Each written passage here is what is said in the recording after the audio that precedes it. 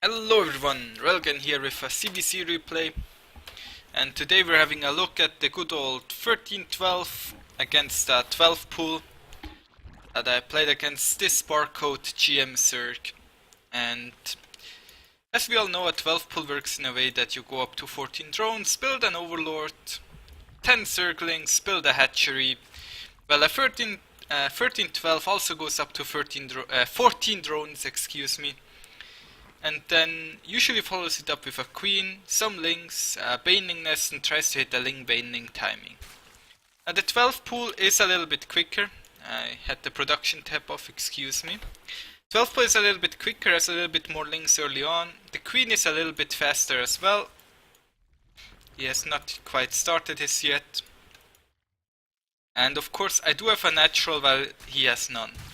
So I'm attacking him right now with my lings. Realizing it's a 13-12, so I want to trade my lings away as quickly as I can, because once he has speedlings and especially banelings, I'll be in quite a bit of trouble. Once I realize a 13-12 is coming, I build a spine crawler because I absolutely need a spine. I built one or two more drones because I also had to build a spine, so that cost me a little bit as well. I have to deal with these banelings. The spine crawler really helps right here, and I'm trying to get out as many queens as I can while I try to take care of his banelings. So I'm using a queen ling baneling force to deal with his banelings. I'm not really using the gas right now because I don't really have a use for it. I'd rather have more minerals so I can build more queens, because queens are what is most important. I put the two more up here so I can move my spine crawler down. What is important is that my spine is a little bit away from my queens. By placing it here, a baneling cannot hit both my queens and my spine crawler at the same time.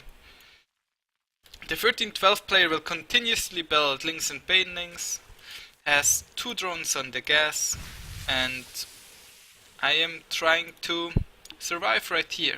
At this point of the game is pretty much over. I'm now starting to retake gas. He still has no natural at all. He's trying to crush through my queens, but that doesn't really work since he can't afford enough banelings. And I'm just starting to get further and further ahead. So I'm going to speed this up a little bit. As you can tell, the way I hold this is with queens. I put some space between my queens. I'm trying to space out my lings as well so they do not all get crushed by the banelings immediately. And I put a small gap between my queens so he cannot hit both with the banelings. Just trying to trade away with my lings. Once I feel comfortable with the amount of queens and lings I have, I just push out a little bit. I still make lings the whole time, and queens of course as well. Just trying to clean this all up.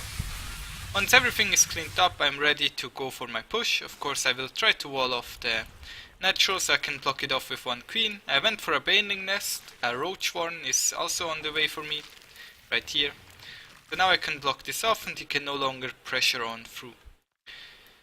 What's important is that I'm way up in drones right now. He can try to do a little bit more damage, but it's really hard for him to do that. So right now I'm preparing myself for a counterattack. I kind of forget link speed. I thought I started it, but I forgot for some reason.